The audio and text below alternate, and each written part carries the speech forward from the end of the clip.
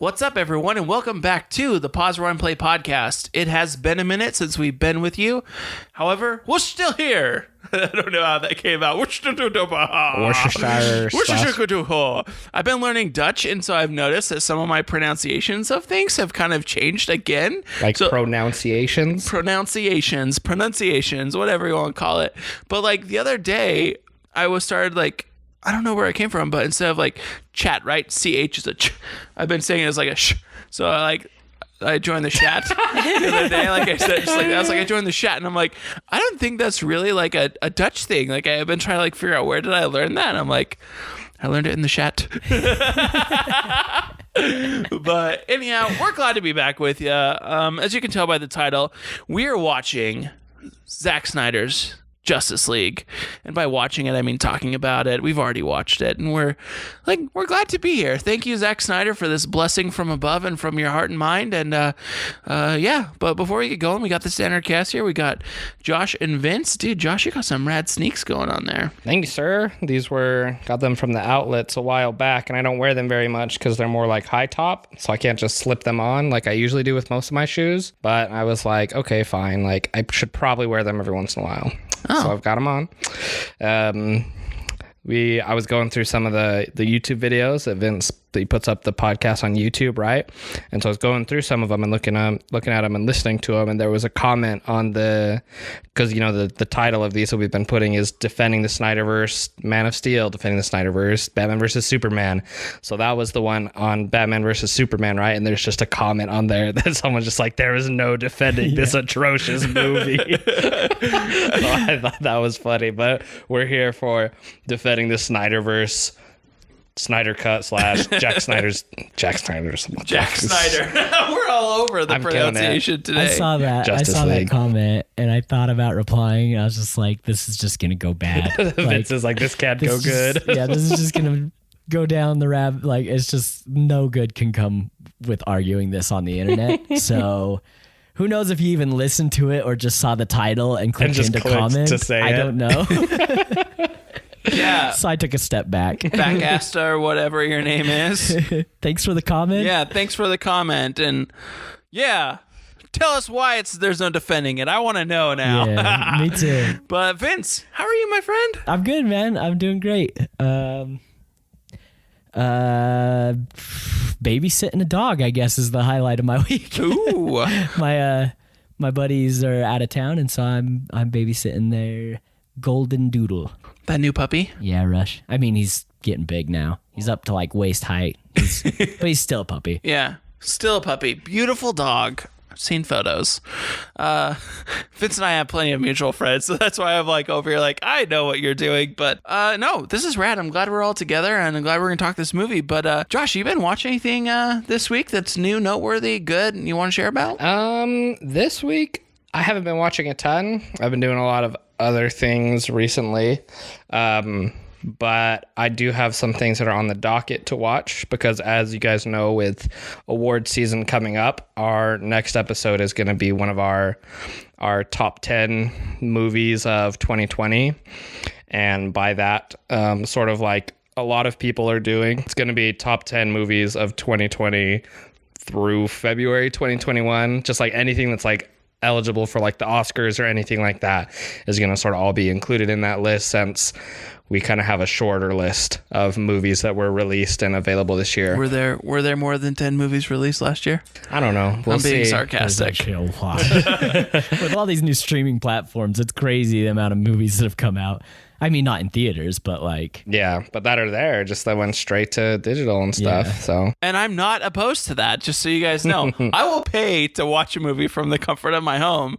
Now, like, I think I've changed my tune since we did when we did the future of movie theaters, so maybe we'll have to do a follow-up to that, but... Just got to throw it out there. It's made watching the Oscar movies incredibly easy this year because the majority of them are streaming movies. Yeah, exactly. Even if you have to pay for them, like they're like available that way. They're not waiting for some extremely extended period of time until you can get your hands on it digitally in a form other than the theaters. So that's really good.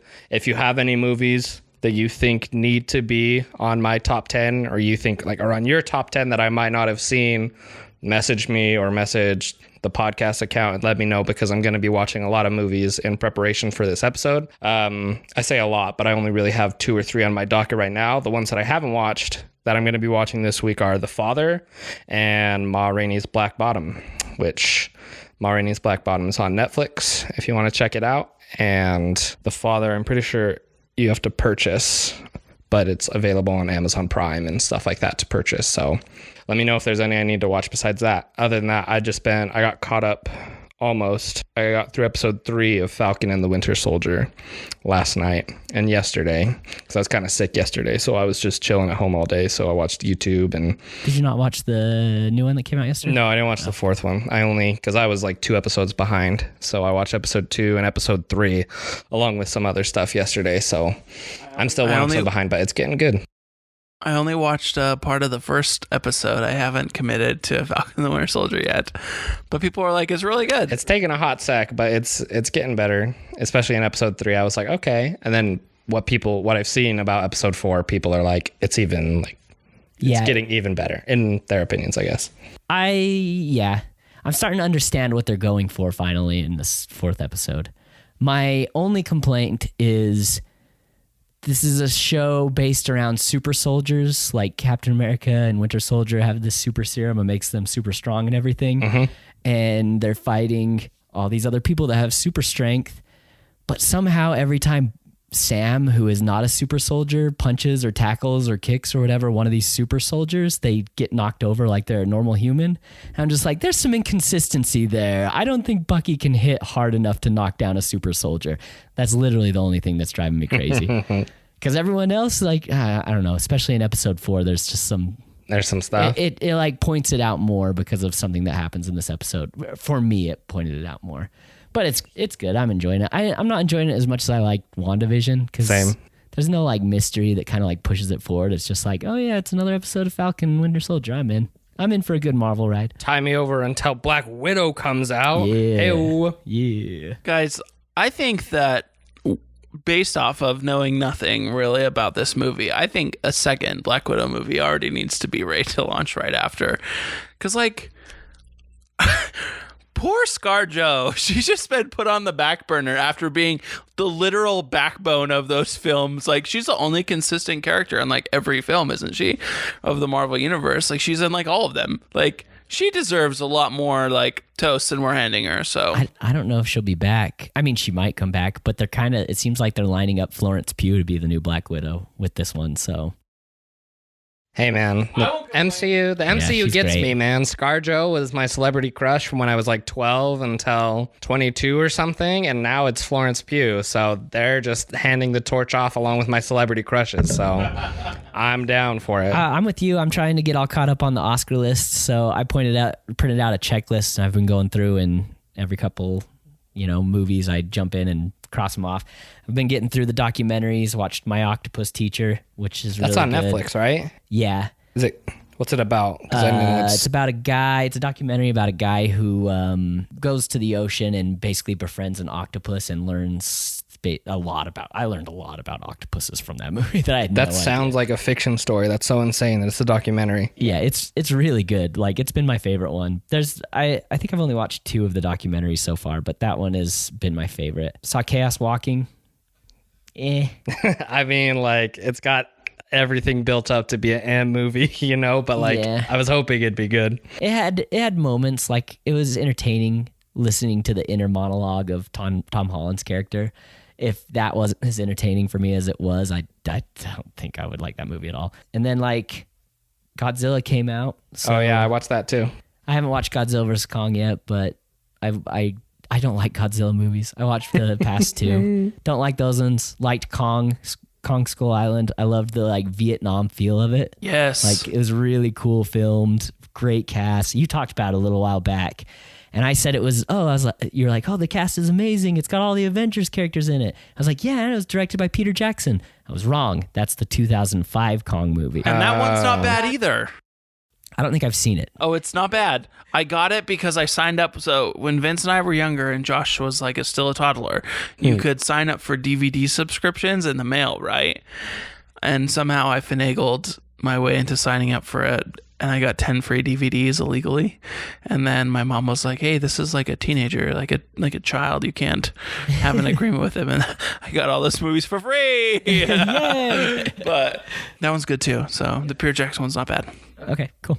And then last off, not to go into it too much, but in my Oscar watchings, Sound of Metal, really, really good. That's one I It's should on add. my list to watch as soon as I can. I really liked it. I'd recommend that one very highly. I don't know. I don't think it's gonna win like Best Picture or whatever. I think it's also nominated for Best like Sound Design or something. Is it in the category for Best Picture? Oh, maybe not. I'd have to double I'll check. look it up. No It's worries. definitely in for Best Sound Design, which I think it has a good chance of winning. But I really enjoyed it. It was really interesting. It's about a metal band drummer who suddenly goes deaf, and he has to figure out how to start his new life as a deaf person. It was excellent. It was really good. I really liked it. I've only heard That's good about things. it for me. I mean, there's a lot of movies in between there that I've kind of like caught up on. It is in there. Best Picture? Best Picture, yep. Okay, yeah. Shaun the Sheep. Don't see that one. It's a little kid's movie. What about you, Casey? What are you watching? I'll be real with you. I haven't been paying attention to the Oscar list at all. I rewatched an old classic film, one of the early John Hamm films, Space Cowboys. And John Hamm is pilot number 2. That's how impressive he is in the film. But I rewatched Space Cowboys. I don't know if you've seen that one. That one's great. It's a Clint Eastwood film, so it's good. It's got a lot of old dudes in it, and I freaking loved it. It has some Russian communism stuff, nuclear threats, stuff left over from the Cold War, right up my interest. I started rewatching Selena, which is an old Jennifer Lopez show, which is kind of like I don't know, I call it like a homage to the life of Selena, the famous pop singer. She's a Latin American pop singer, Mexican, I believe.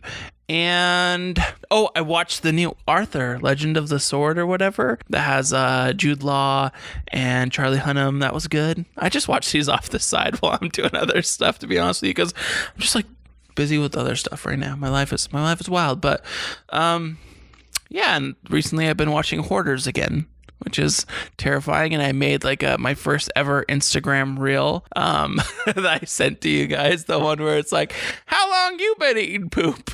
I have been eating poop for 13 years. I'm really proud of it. It was like, It made me laugh. I must have missed it, I dude. thought for sure it was something you found on the internet. I didn't realize it was yours. no, I made it. But also I have been rewatching Bald and Bankrupt again, my YouTube Soviet Explorer friend who I love to watch, and I think that's a lot of fun. But other than that, nothing since we've really hung out. I haven't been watching very much. Well, you got Hold on. The 2.5 Handmaid's Tale. We've been rewatching The Handmaid's Tale because the new season's coming out. You got about 2.5 weeks to get ready for the Oscars. And there's 41 movies on that list. So All right, you don't have to watch all of them. I'll just read the Spark Notes. Actually, there's a couple. You've seen a couple. I've seen a couple. I would like to watch a couple of the documentaries for sure. And I want to watch, what's the one of the Korean farmers, Josh Minari. That's one that's hard to find. I missed Judas and the Black Messiah by 7 minutes because I got on at 12:07 and it was gone. So here's obviously there's a ton of different movies that are nominated for screenplay and sound and a ton of different things. But as far as Best Picture, here's the 8 that are 8 that are nominated. A lot of people are sad Ma Rainey's Black Bottom is not, but that's one. So you have The Father, Judas and the Black Messiah. Mank is probably the only one that I won't watch, not because I'm against watching it, and it even has the most Oscar nominations, but anyone who I've talked to who's seen it has said that it's pretty meh. Even though it's nominated for all these things, they're yeah, it's good, it's just not that crazy. So Yeah, I liked it, but it was slow. I liked it mostly for the homage to the old style. Not so much for the story and everything's going on. It's just this really does feel like an old black and white 50s or whatever movie. So that's cool. Minari, Nomadland, which we've talked about, and we put out the mini episode about. Promising Young Woman, Sound of Metal, which I need to check out, and The Trial of the Chicago 7. I've seen 4 of those so far. So I've seen 1, 2, 3, 4, 5. And I'm planning on watching The Father and hopefully Sound of Metal. So I'll have watched 7 of the 8 Best Picture ones. So if Mank wins, then I'll just be angry. Not because it's possible that it deserves it, but probably because it's the only one I hadn't seen, so I couldn't form an accurate opinion about it. Oh, I have to bring something up. It's not anything noteworthy or Oscar worthy here, but we did a Snowpiercer episode a while ago, and I found the TV series. And it was great the first season, but season 2 gives you the biggest tease ever. It's you can watch the first episode of the next season for free. You mentioned this last time. Did I mention this on the podcast? I think so. Did I? I could be crazy. I don't remember. It's possible not. I don't remember. I talk about a lot of things, but I'm angry that I can't watch it all without buying it. That's all I wanted to say. Because the Snowpiercer, it's super interesting. So I just wanted to bring that up. If you have seen Snowpiercer, it was an interesting movie. The series is really good as well. So that's all I want to say.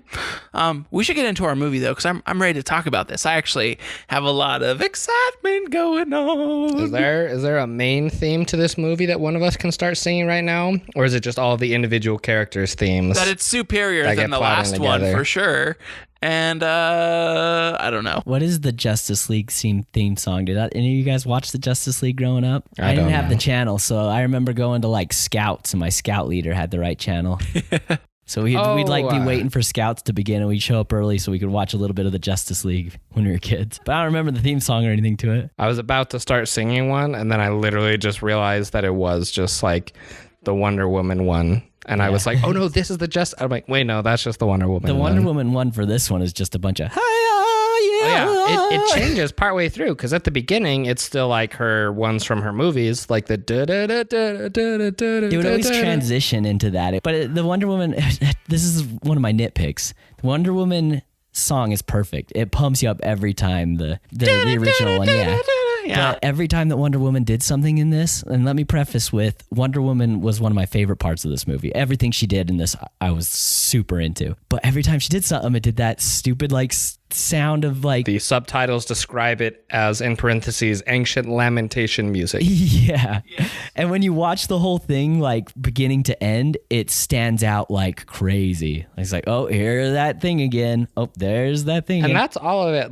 Not to go too far into it, since we probably want to go through movie info and stuff, but that was also one of my nitpicks, is that I love that they bring back the character themes for each of them, when they're doing different things, because each character had a lot of their own individual things for this, but it just kind of became very obvious, and I don't know, it didn't feel as good or as original for me, because that I love the Hans Zimmer Man of Steel theme, but just that piano music coming up every time that we see Superman, after a while I was okay, I'm not into this. I like it and you can use it, but not every time that we see Clark Kent, calm down. So after 4 hours, you really start to feel it. I mean, spoilers, he comes back. Sorry. Spoilers for the episode. And what? All right, so I'll run through some... I actually didn't watch this film. I'm just kidding.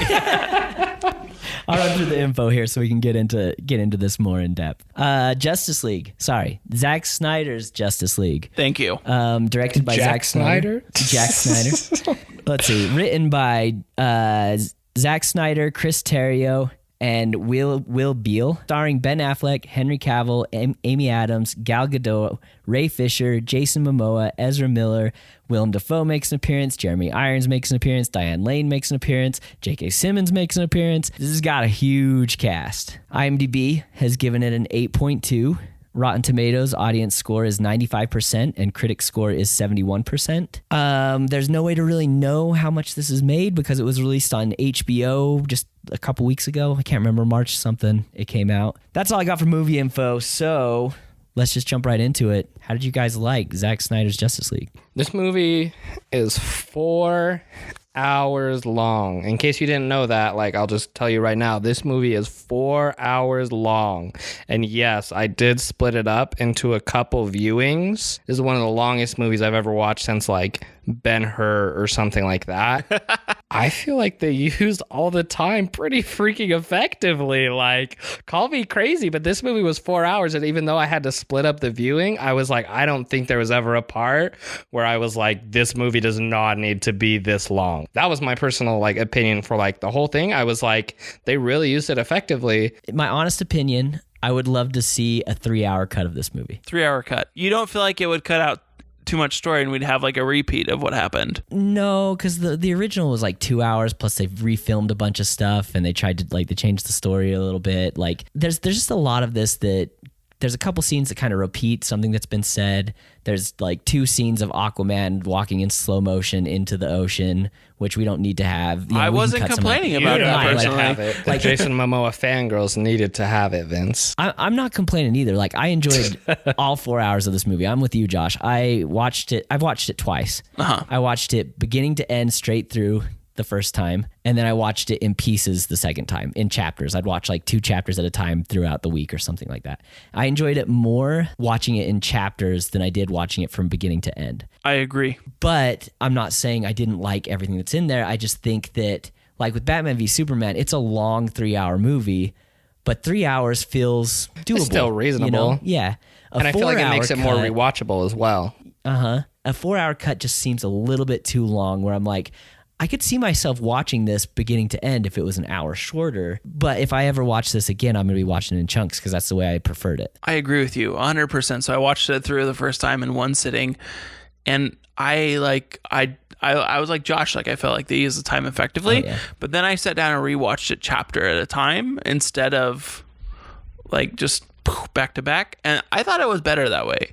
And I think that the way that it felt too was it felt because it was framed the way it was and because of how they broke it up, it felt actually more like a comic book series to me, which I think was the effect, and maybe I'm wrong, that a lot of people like that held the more of the nostalgia for me of like reading comic books, and it made it feel like I could see the people moving and flying, and like it allowed me, the second watch through allowed me to digest the situation a little bit better and why he did things. But I wouldn't mind a shorter cut for sure.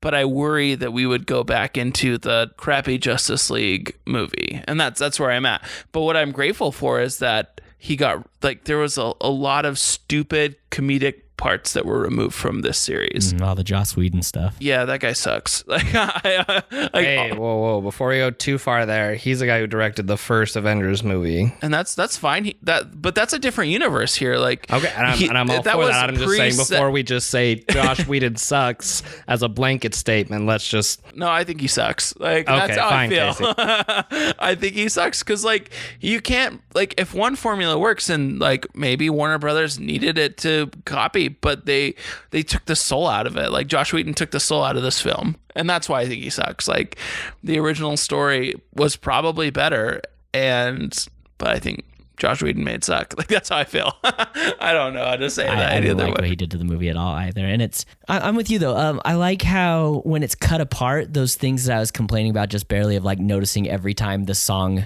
Wonder Woman song came on, I didn't notice it when I was watching it in chunks. Seeing Jason Momoa walk in slow motion a couple of times didn't stand out as blaringly because I saw it one night, and then 2 nights later I saw it again, and it wasn't like I just saw this. It was like, oh yeah, here's Jason Momoa be a badass again. Let's do this, So I don't know. It's interesting with streaming how they can do this kind of thing where it's like make this giant movie and then just make it palatable for an audience, because this would never work in theaters. But I'm so glad that we did get it and we did get to see it. Well, and I wonder too if they had been able to do this, for instance, in a theater per se, if they why don't they bring intermissions back to the movies? Money. These are too long. You can only have like 4 showings a day with a 4-hour movie. But if you charge a little bit extra money, if people are willing to. But I'd be willing to. That's what I'm saying. Like, and this maybe goes back to what I talked about earlier, was like the cinema experience needs to change. I'll pay good money to go to a play or a musical or something like that, and those all have intermissions, and I stay. And those do 1 or 2 showings a night. But like, I'm not sure what the turnover rate is on what the theater takes, what the studio takes, and how much popcorn they can sell. But give it a break in the middle of the movie. I'd go buy a second batch of popcorn. They can make more money. But I think a break of this movie in the theater or something like this should come back. Like, we need a break because that was cool, but like, I'm not always going to want to sit at home now that I'm getting vaccinated and free to go again. I'm going to go pay for Kong versus Godzilla when I could watch it on HBO for free. I'm still going to go watch it in IMAX. Yeah. So taking the runtime out of the equation, Did you guys like the movie like for what it was? Like what was it that stand out? What things did you like about it? What things did you dislike about it? As a preface for me, I was trying to, like, when I watched it, I was trying to compare it to see how it looked versus the original. And that was when I realized that I remembered nothing about the original movie. Like, there were very few times where I was watching a scene and I was like, I remember this, because I watched it one time in theaters when it came out forever ago, and I just don't remember anything. That's how forgettable the original Justice League movie was. So pretty much everything that I will say about the movie is just going to be like this movie for itself. It's not going to be about like comparing it to the original one, like, and the differences, because I can't remember it. Yeah, I'm in the same boat. But Casey, you saw the original like a week before, didn't you? Yeah, I've watched them both recently, and I think that the comparison, this is why I think I fronted this with Josh Whedon sucks. Like, I'll be honest with you, I think that The Flash is an amazing hero, and I feel like the first movie did Flash an injustice. For the person they chose to act as Flash, the first part didn't match the character that they should have developed. The Joss Whedon version. The Josh Whedon version. And the second version, I think, did more of a justice to the plight of Barry Allen and the struggle that Barry Allen had in this universe, a father in prison. He's working multiple jobs. And so I like that. I also appreciate... They kind of did the same thing with they very much did the same thing with Cyborg. Well, yeah, and like, that's my thing, is like, I could run through each character and say this is how they honored them and changed it. Cyborg's character had such a greater part to play in this, and you recognize that Cyborg is pulled between the man and the machine, and that there is an internal war raging between like the emotions of family and like where family fits for him now that he is like Cyborg's parts actually meant something in this film, in my opinion. They weren't just there as a sideshow. We're not going to a freak show, right? We're here to see this character develop into a hero, because he has the skills. He just has to learn how to hone and understand them. And I feel like that's the same with because Batman been doing this for 20 years. He's corrupted, he's beaten down, but he has a renewed hope in mankind now, right? Superman dead. But we know Superman's story. It's been hashed out so many times on TV since the time I was like little, but also in the big screen. And then I still want the Nicolas Cage cut of Superman at times, No, I'm just kidding. But I don't know, like, Wonder Woman's parts in these were like what she needed to actually solidify herself as more than a sex symbol. And I feel like in Josh Whedon's version, like, there is that, like, and it's all over the news right now in the media, right? Like, where people are like, oh, like the Barry motorboating Wonder Woman scene is like... No, he put that same joke in Age of Ultron. It's when Bruce Banner jumps over. They're in the party when Ultron first shows up, and Bruce Banner jumps over the bar to like, and he falls on Scarlett Johansson. He falls on her the exact same way. It's the exact same joke. Really? Like, why are you just rehashing things in this other cinematic universe? Well, and stupid. And that's the thing, though, is like, you can tell in the first movie where the Avengers influence comes in, and the second movie is a different universe, and that's how I feel about it. So I like the second one, and think what about comparing it to the other DC movies? Not so much like Wonder Woman and Aquaman, but like Batman v Superman and Man of Steel. I think it's a good continuation of Man of Steel for sure. I think that BVS. I like BVS, and I need people to know this, but in this story, BVS... His hands are tightening. He's like, what are you going to say, Casey? But like, BVS feels more like a hiccup now than an actual integral part of this series. But here's why we're missing a key piece, though, is because Batfleck, that movie was scrapped because he dropped out because of all the hate he got. And then like... But that's supposed to be after Justice League. Is this supposed to be after Justice League? Okay. But like... I just know like there are different parts. There's a hole that's missing. Something is supposed to be there that's not. I don't know. I didn't write the universe, and maybe that's just how I feel. But also, like, why did Martian Manhunter show up and only have... That's one of my biggest nitpicks. 2 stupid parts of it? Why did they tease me with the Green Lantern Corps when they couldn't have them in there? Warner Brothers, I get you have future plans, but I'm going to be real with you. I think Snyder's plan is the best one you could choose and is the most bankable going forward. Do we want to get into this now? Because this is obviously a huge part of what this movie did, right? I'm feeling like I know it's kind of like the end of the movie, and there's a lot of stuff to discuss in the movie, but I feel like since we're already getting into it, like, can we get into it now? After watching this entire movie, and I will say that really quickly, like, one of the things you mentioned before, what do you like about it? I loved all of the characters had their own really important parts to play individually in this. Like, it went through each of them. Cyborg had his thing with the mother boxes, and obviously Batman getting everyone together, and just like each one really was instead of just like okay, let's bring everyone together and then boom, big fight scene where everyone fights and like everyone is like doing something. And I love that. But talking about the Snyderverse, like teasing it, like so much of the filming and the advertising that went into this movie coming out was teasing the Jared Leto Joker scenes, and there's literally only one, and it's a part teasing some ridiculous, insane future that we will literally never get to see. Like, why are they doing that? Like, Zack Snyder is just like, hey man, like you could have had this, but you're giving it up, and all of us, like, it's maybe to do the same thing that happened with the Snyder Cut, to get all of us to create an outrage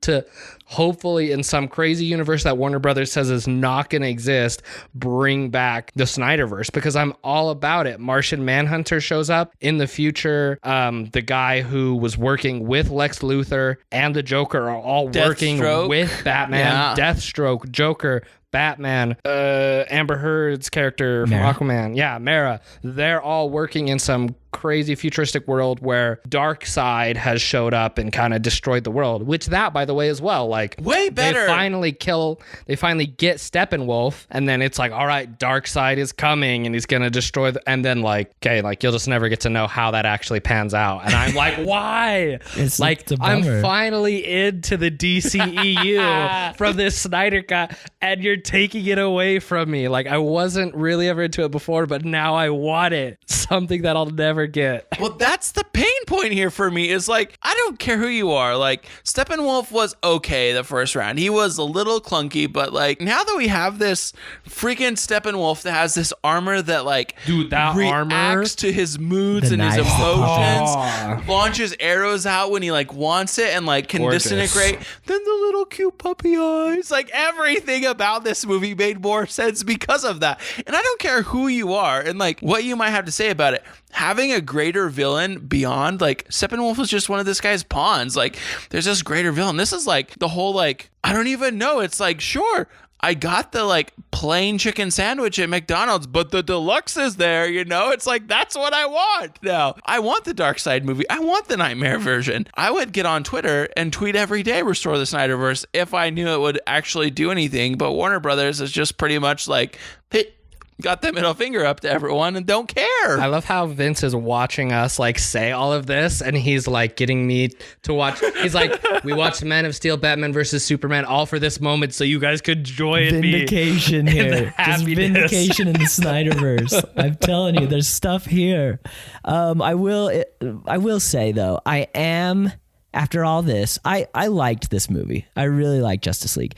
I still like Man of Steel. I still like Batman v Superman better. I feel like both of those movies had a little bit more to say about society, about human nature. I just think it's a little bit deeper. It's flawed, but it's just, I walked away from Justice League thinking that was a really great character discovery type movie. You know, like it had a lot of great interactions with the characters, had a great character moments. Everybody had an arc, like you were saying. I loved it. It's a great superhero movie. It's a great movie to establish who these characters are. But other than that, I didn't really feel like I had much to say other than we're the Justice League now. Let's go on. Whereas when I rewatched Man of Steel and I rewatched Batman v Superman, I'm just like, oh, I can relate to these. You know, I mean, we talked about this in the last 2 episodes. If you want to hear more about it, just go listen to this. Well, I just want to say, like, I actually thought about something that you had talked about in one of the previous episodes. I can't remember which one, but we talked about how it's like DC is always like creatures coming out of the sky, like godlike creatures coming out of the sky and just like attacking Earth.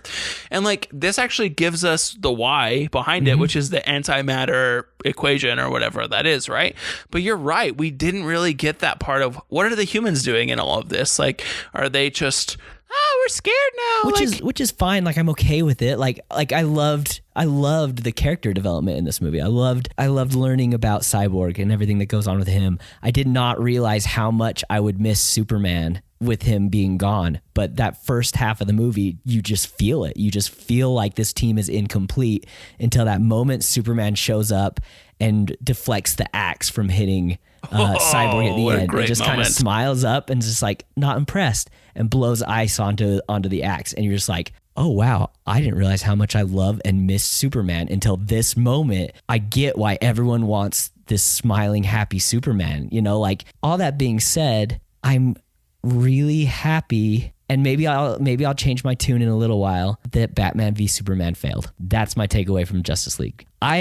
With you guys, I would kill to see the Nightmare Sequence movie and that post-apocalyptic Justice League. I love the over-the-top violence and the death and all that kind of stuff. But if Batman v Superman didn't fail and this is the movie and we started to like peel off into this universe, we wouldn't get the Matt Reeves Batman movie. We wouldn't get the Oscar-nominated, Oscar-winning Joker movie. We wouldn't be getting the Suicide Squad that Guardians of the Galaxy guy is doing. James Gunn. We would just be stuck in the Snyderverse. But now I feel like, and I could be completely wrong, I feel like we could be getting both at this point. WB is saying we're not doing the Snyderverse anymore. They did also say that we weren't doing the Snyder Cut. Exactly. And look at the reaction of the fans and everybody. It got an 8.2. The audience score is above 90%. Can I give you a conspiracy theory and Easter egg? Yeah. This is the thought I have. So in the nightmare scene, right, where the Joker and Batman are talking, and he's like, no matter how many different universes you create, and no matter how many things, you're cowardly for not dying, whatever, right? I think that's what's going to happen, is what you're talking about. I think we're going to get multiples of it. Exactly. Because they recognize the bankability of this, and that people are cool with multiple versions of it. That's what Marvel's doing right now. Yeah. Heading into the multiverse. Just get multiverse from Marvel and DC at the same time. Both Robert Pattinson and Casey Affleck.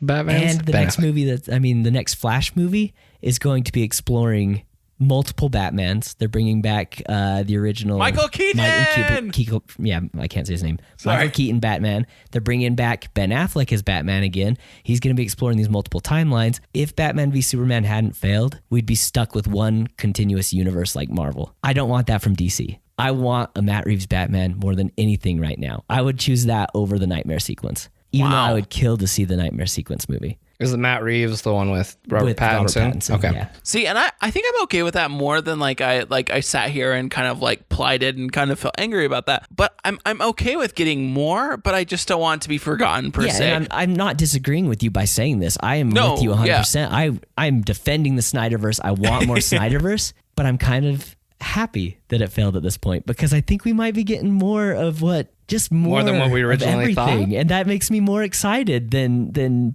having some side story about the Martian Manhunter that I really don't care about when he showed up. Well, I feel like ruined parts of the movie.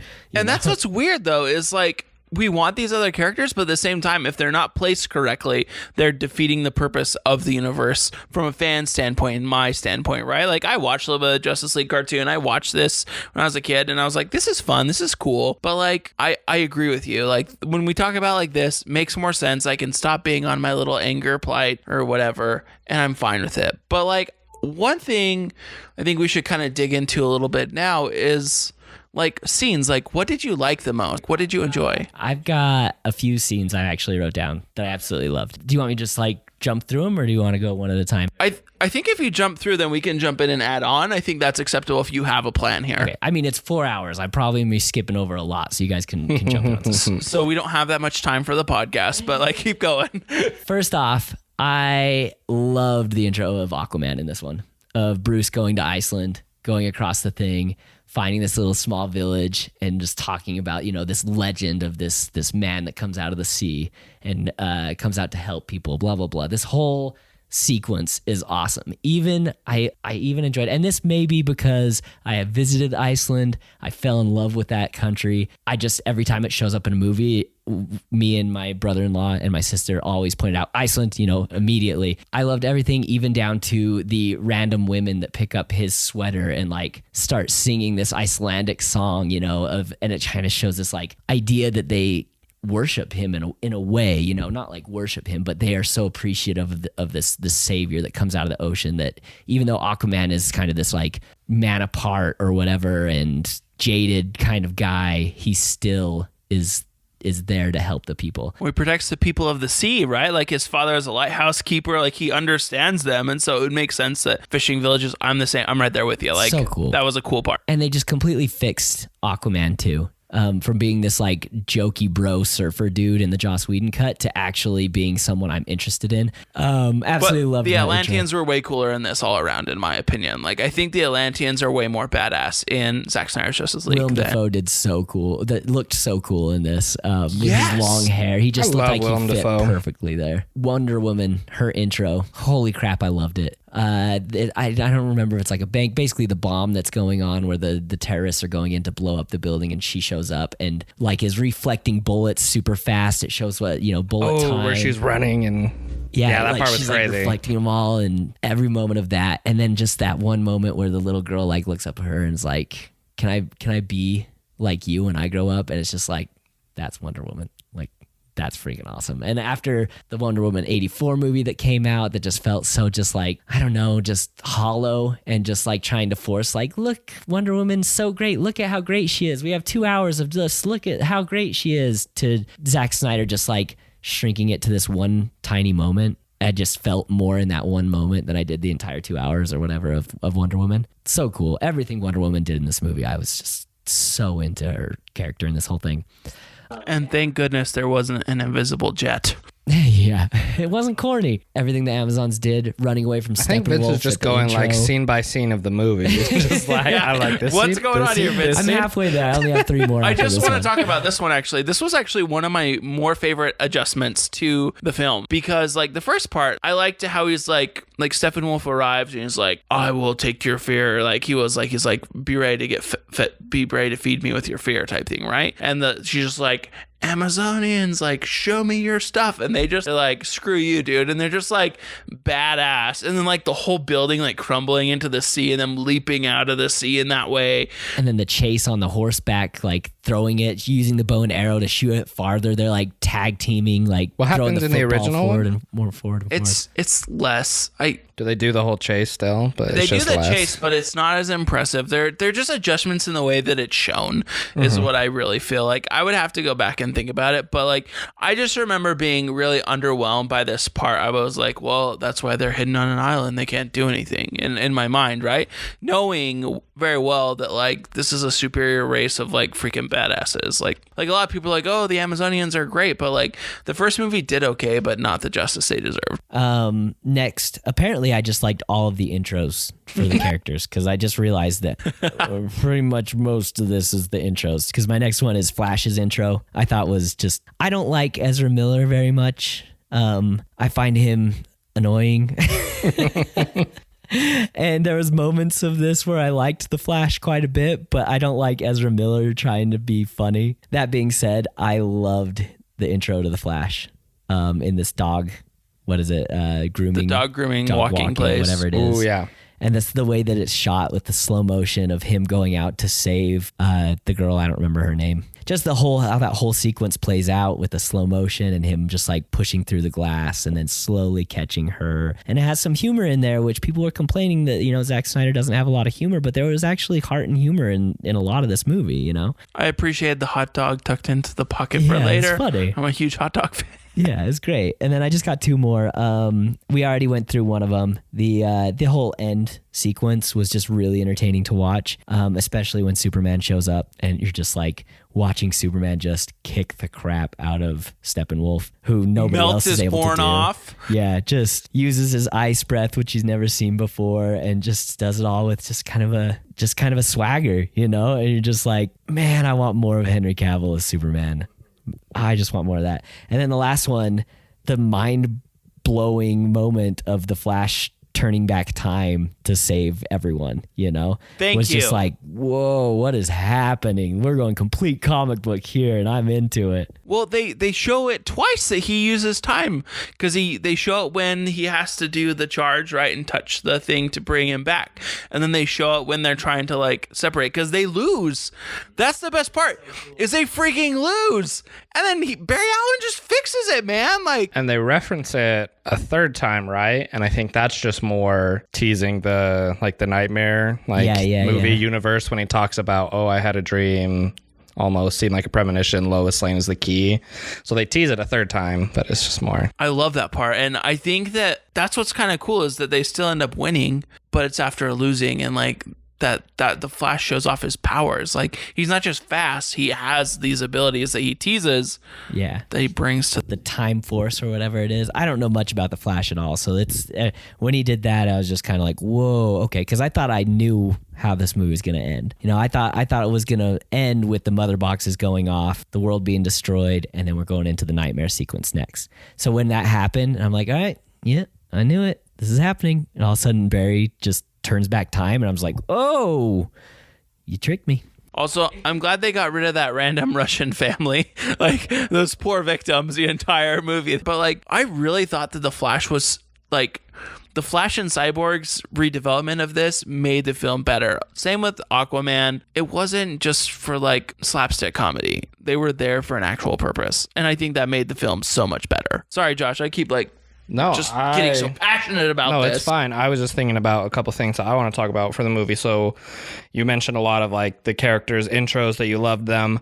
One of my favorite ones is, I guess this isn't an intro, obviously. Take basically my favorite part from Man of Steel, Henry Cavill flying around in the air with Hans Zimmer music playing extremely loudly in the background. Revamp it, add Superman's new black and gray suit, which we can also talk about right here as well if you guys want. And when he goes and he flies into space and stuff, and you have that really cool CGI shot of him in space on the Earth and the sun going around him and stuff before he goes to Alfred and then finds out where they are and stuff. That was one of my favorite scenes, just like because you took my favorite parts of Man of Steel and basically just like made it Justice League style. And so I was like, all right, I'm down for this. And so then before I say my other one, what did you guys think about the new suit? I'm all right with it.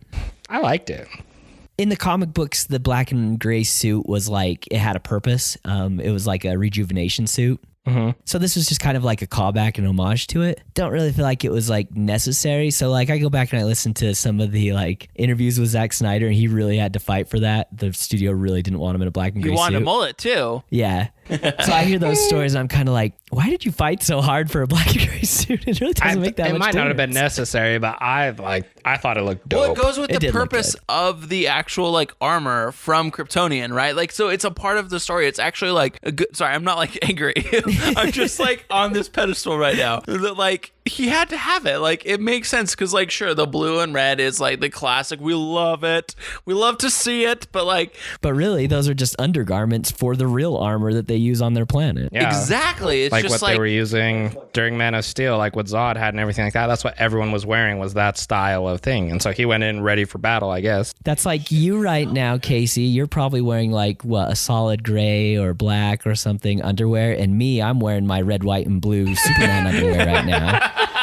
So it's like he's just wearing the adult version. I'm glad we know so much about each other's underwear here. This is getting better and better every week.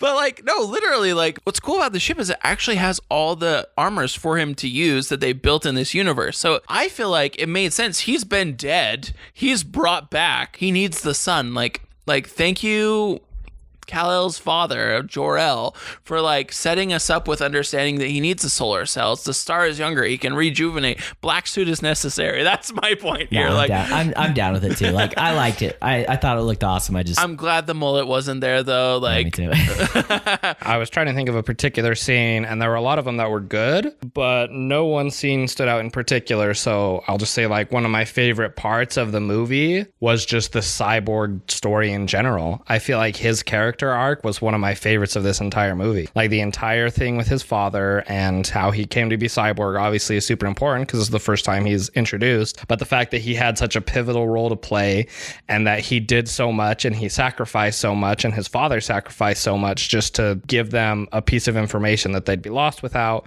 just like his entire story arc and making sure that it would go through and going through and being able to connect with the unity of the mother boxes and everything like that. The acting, I just loved Cyborg's story in general. That was one of my favorite parts of the entire movie, was his story arc, his acting. Like, there's so much good stuff, and like we're used to a lot of like the big like Batman and Superman things, and obviously I still love them very much, and Wonder Woman obviously loved, like you said, Vince, everything she did in this movie was great as well. But one that I was pleasantly surprised by was I was like, I love this Cyborg story. Like, it's dope. I loved it. Yeah, Cyborg was much needed, and I'm really sad that the only Cyborg movie we have is the one by Jean-Claude Van Damme in the 80s, you know? It's a sarcastic thing. I don't know what that there's a is. movie called Cyborg in the 80s by Jean-Claude Van Damme, but we're not getting actually another one with Ray Fisher, as far as I know.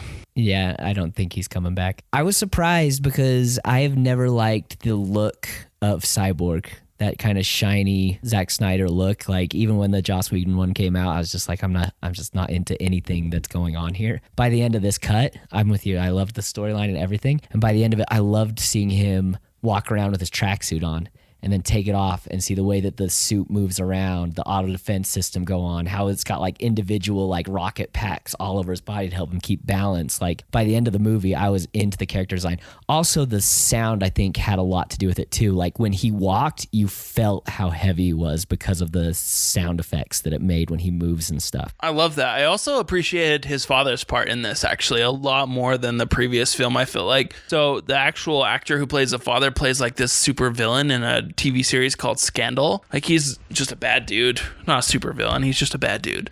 And I couldn't get that out of my mind the first time I saw the Justice League. And so seeing this one with the recut, like it actually like gives the actor a little bit more depth of character, I feel, and helps us recognize that despite being a shitty dad, he knew and understood sacrifice. So I thought that was cool. Guys, I really love this film, and so it's hard to be like, this is my favorite scene. But anything Aquaman was like there for me in this one. And I also appreciated the Alfred Bruce scenes a lot. I think that what's really cool is seeing Alfred and Bruce kind of like more like, and I don't want to go back and hash out too many other Batman shows right with this, but like I like the bickering and like the sarcasm and the fun between them, and like less of like, sure, Alfred may be a trained and polished butler and this is what he wants to do, but like he's a technical genius, he's a mechanic, like he's designing and building shit with Batman. Like I thought that was really cool because it's like he's in on the crime just as much as, you know, and in on the saving and in on the doing, and he builds those Krypton like gauntlets so that Batman can like be kind of prepared. My gauntlets worked. He's like, save it for later. Yeah. I agree with that because like I think I remember talking about in Batman vs Superman, you were like, I love this Alfred, and I was like, I don't know, like I'm okay with it. This movie made me be like, okay, yeah, because you know me, very partial to Christopher Nolan, obviously love Michael Caine, and I feel like Michael Caine's Alfred is still great, obviously in his own way, but I do like what Casey mentioned with like the sarcasm, the real, because like every once in a while, you know, Alfred's like taking him to the places and it's like, oh, I helped design this or I helped do this, but this is very much, it shows you him in it. He's sarcastic, he's funny, really plays off of Ben Affleck really well. This movie made me be like, okay, yes, I not only like enjoy, think he's okay, I love this version of the Alfred Batman relationship and what Alfred does. The scene between him and Wonder Woman when she's making the tea and it just drives him crazy. Yeah. Like he just wants to do it. He's just like, can I do that for you? She's like, no, I got it. And then he has to like get up from his desk and walk over and like step, you know, take her step by step through the way to do it right because he has to have it done right. Was just gold. I just loved that moment. That was good. I love that. I want to go back to the Willem Dafoe part of the Aquaman thing too. Small part, but like this is the more of the Atlantean that I imagine. Like grizzled from war and tiresome, especially as a leader of a nation that squabbles amongst itself. Like we don't want to talk about the Aquaman movie too much, but like there's so much depth in it and they kind of start to relay it, but it like I can imagine somebody who's advisor to kings and queens and like leadership down there. The reference to how the Amazonians and the Atlanteans have like this quarrel and they're like super against each other. They're like, they were talking about how like their people haven't spoken in years. Like them talking is like the first that the two species have spoken in like thousands of years or something like that. Yet they both have the same like saying from when their species were like close, right, or races were close to each other. So it just kind of shows this history that they have, even though they're like broken apart now. It's pretty cool. And I wanted more Green Lantern stuff. Like, I get it. Like, I didn't want Ryan Reynolds in there for sure, like as Green Lantern. None of us do. But like the Green Lantern stuff was pretty cool. Like just because that one dude got his like killed and his hand cut off, did you see the ring almost went to what's his bucket? It like about chose him, and it was like, dang, that could be such a wild universe. And then it shows like later in the Nightmareverse another dead Green Lantern. Like I want a solid Green Lantern film. They're gonna have an HBO series coming out soon. Ooh, that makes me happy. And we haven't even talked about Darkseid. Darkseid plays a huge role in this movie. And I don't know much about him, but he was definitely threatening. I liked him a lot. I liked how he wasn't used a ton, just enough to like hint towards the bigger bad. You know, that's what I liked about the. I don't know. Are you talking about the early Thanos cameos? Is that what you're talking about? No, I was going to say that's what I liked about the movie is it sets, like you guys said, it sets up a lot that could have been mined from down the road had the producers had some faith in what he was doing. Have faith, Alfred. Have faith. But that's a whole nother conversation that you could go into of. That was a solid freaking quote, dude. A solid reference. So anyway, I don't want to go into that conversation. That's fair. The what if is always Darkseid. I love the idea of Darkseid and like that those like winged beasts are not Steppenwolfs. Yeah, they're not Steppenwolfs. They're on loan from him from Darkseid, and then like the other general guy who was like the speaker Desaad and stuff like that. Desaad was and sweet. I thought he was just gonna be a ripoff of that Avengers character, like kind of because in Infinity War there's a guy who looks very much like him, but he was very much his own like version of. Even though they looked similar, he was a sweet kind of like. You're talking like the Grand Moff like character, right? Desaad. Yeah. But like Desaad, like what I loved about it was their tech was so unique and interesting. It was like dark and molded more like we go into like, and I don't want to like pick at Marvel because like they've done a great job. They've done their service to humanity. Compare the two. But like I like that it was like their tools and their armor and their ships like match their output. Like we're dark, we're gonna have dark ships, we're gonna have dark things, like we're gonna look oily and gritty and gross and we're like gonna pollute the planet with all this fire and smoke that comes out. Yes, right there. Like they're like the bad guys. They're like the guys your parents warned you about, like the guys on motorcycles. They show up like gritty, greasy, and dirty, and they're going to take over your town type thing that don't really exist in real life. But it's like, okay, I have a little bit of fear and I want this fight. But I also really wanted... Oh, there's also a fun little fact that I read online that Darkseid, the scar from when the New Gods and him had the battle on his neck is still in his armor. Like it's still there. Like he hasn't replaced it. Also, the New God. I know. That was so dope. cool. I had to bring up that, like the early war with the New Gods. Watching Zeus like shoot lightning was something I didn't know I wanted. And Ares was in there. Like they're all like there. And so like it was cool. I've talked for a minute now, guys. Someone else needs to go. I'm just like nerding out here. I'm like, this was good and this was good and this was good. I think the last thing that I want to point out was just Zack Snyder's style is back. And I know a lot of people complain about his use of slow motion and all that kind of stuff. And yeah, you could shorten up the movie a lot if you didn't use that. But again, I've said it in the last 2 episodes, I love that style. I think visually it's so appealing to the point where I don't want all of my movies to be like that. But that's why I go to a Zack Snyder movie, is I want those just like visually gorgeous, slow motion, football scenes in the snow, you know, just like that. It just makes it feel so... I want the full 15, 20 seconds we got of Superman punching Steppenwolf and Wonder Woman going and like doing like the kick off the whatever and slicing his head off instead of just like a, you know, like I'm all about all of that. And then obviously how they do like, he does like, because the Flash is always going to sort of be in slow-mo in quotes, right? As you do what he does with his superpowers, but like you mentioned, like when he like breaks through the glass and pretty much everything he does when he's in like that realm of what he's doing looks dope. It looks awesome. So Vince, we can't get a shorter cut. We need those slow-mos. There you go. Owned by your own words. Dang it. You got me. No. All right. So let's join in. It's like anyone who listens to us, if you agree, disagree, let us know and we'll join in on the Restore the Snyderverse movement on Twitter. Yep. I'd love to see it come back. I'm real happy that we're getting other stuff too, though.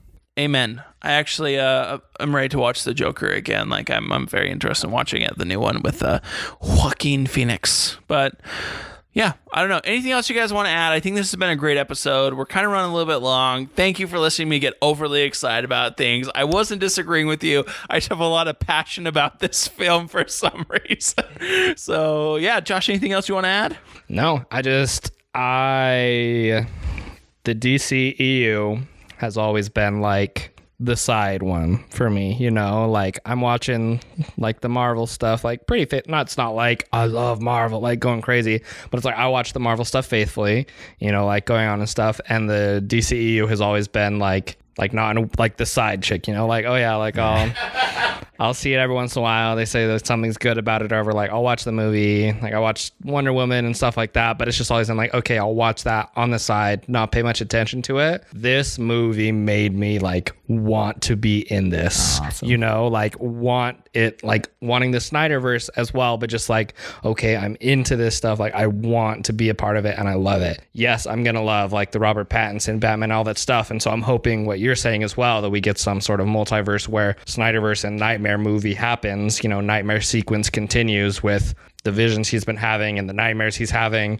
That's like my number one hope, is like, and it's the one that's also kind of like the furthest away, but it's like, that's what I want. And if it happens, I'm not just going to be like, oh yeah, I'll watch that. I will be into that hardcore, like in the theaters on opening day. You know what I'm saying? I'll go dressed up. I'm ready. Like, I'm here for it. Like, that's what I want. Josh, I'm just so happy that like this committed you to like enjoyment of the DC universe. DC has had the opportunity to really wow us, and a lot of times they've fallen flat on their face. But Zack Snyder, thank you. I'm sorry that a tragedy happened and this all had to happen the way it did, but thank you for making this film for Autumn. Like, really, you did amazing.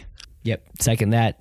Really happy that this happened. Really happy that you guys are this into it. Trilogy of episodes that we've done, Vince, it's coming to a close. Yep. Really happy that after all of the arguing and all of the defending of these past movies and the potential that this universe could be, I'm just happy that it came out and I can put a close to that. And I'm sure I will be defending and fighting people forever about whether or not Batman v Superman is good. But I think now people are more open to the idea than they were in the past, you know, now that it's not that we see where it could have gone. People, I think, will be a little more open to it. If you still don't like it, cool. You know, it's not for everybody, but it's not cool. I'm just happy that you guys liked it. I'm just happy that you guys like the Snyderverse, and I'm happy that more people are like, can get off of his back, you know? They've been on Zack Snyder's back for so long about him being this terrible movie maker. Also, the writer of the movie, he gets a bad rap, man. I can't think of his name. We talked about him earlier. What his name is? Or the other one? I got it right here. Because he just came out, like, if you haven't read the article that just came out, I think he had an interview with Vanity. He talked about his experience writing Batman v Superman and writing Justice League. He got screwed. Everyone on this production got screwed. And just, I'm so happy that their actual work came out that they get to see after years and years. It's Chris Terrio. After years and years of being just crapped on, you know, they get to put this out and be like, see, I told you so. See, I'm we're a not good writer. Yeah, exactly. And it's just great. I'm just so happy. Thank you, WB or whoever got this pushed out, AT&T or whoever it was. HBO. Thank you, HBO Max. Like, what a great series. Yes. Yay. Yes. Yay. Yay. No, really, in all seriousness, guys, I'm glad this happened. I'm glad we watched the entire like trilogy beforehand so that we understood what we were getting into and we were prepared to see this. And like, I'm just glad we have it. I'm glad we have the conversation about it. As you guys can tell, good times watching this film. If you haven't seen it, I don't know why you watched or listened to an entire spoiler-filled episode of our podcast. But if you have seen it, like, let us know in the comments kind of how you feel. Send us a DM, comment on our posts on YouTube, on Instagram. Like, we just want to know, like, did you guys enjoy it as much as we did? Like, do you think that the multiverses and different Batmans and movies coming out, like the failure of the original film is worth it so we get all these other films? Like, what do you guys feel about it? Because honestly, we could probably talk for 4 more hours about this and we wouldn't be sad to not talk about it. I don't know. I'm confusing words here, but thank you guys for tuning in to another great episode. Vince, thank you for getting us to watch all of these, and Josh, thank you for humoring us and finally becoming a member of the DCEU, you know? And I just want to thank me, you know, for being me. I'm sorry, I just got going and Snoop Dogg came in my mind. But Everyone else gotta thank you. But everyone, guys, thank you for tuning into our podcast. Thanks for humoring us with listening, and really thanks for helping us continue to do this. It's just a fun hobby for us, and so we'll catch you next time on the Pause Rewind Play podcast. I bought the bank.